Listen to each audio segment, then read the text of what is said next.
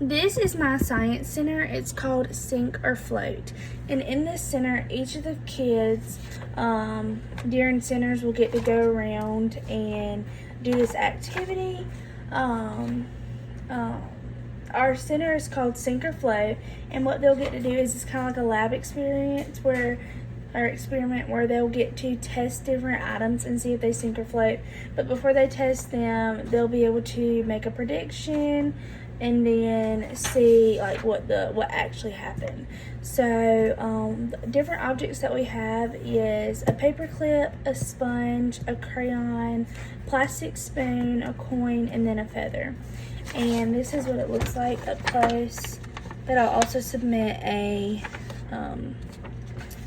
file, and then it has my prediction where they would either circle or check sink or float, and then it also has what happened, and then that would be, you would circle what actually happened, whether it's sunk or float.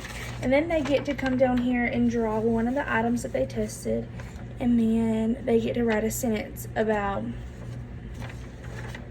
what they learned.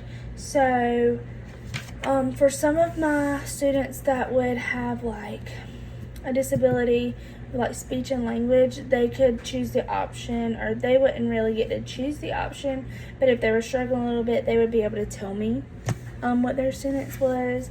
But for the most part, everybody, I would want to at least try to write it.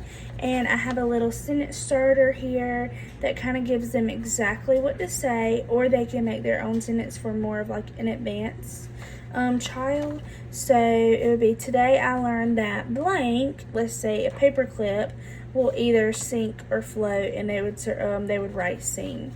But it gives them an option. They'll be able to copy what I say and write it right here, or they can make their own sentence, which I encourage, but of course not everybody's able to do that. And so I would really want my more students that need to be challenged to write their own sentence. So I want to show you what my center looks like. It says sink or float. I think it's backwards on here, but I have different index cards, or not really index cards, they're more like cards, but it has like smooth, and then the definition of smooth, and then this is like a sensory thing, so they'll be able to feel whether it's like what smooth feels like. And so I just have Play-Doh here where the students will be able to feel. And then we have sink, and then it has the definition. I have a picture of what it looks like when something sinks, and then I also have an item that would sink. And then we have float, and then I have the definition, a picture of something that's floating, and then an item that would float. Over here we have heavy, an object that has more weight or is hard to lift. That would be the definition of heavy. And then I have something that is heavy, also a picture of rocks, which is heavy. And then we have rough. This is also another sensory where students will be able to feel and determine like this texture is rough.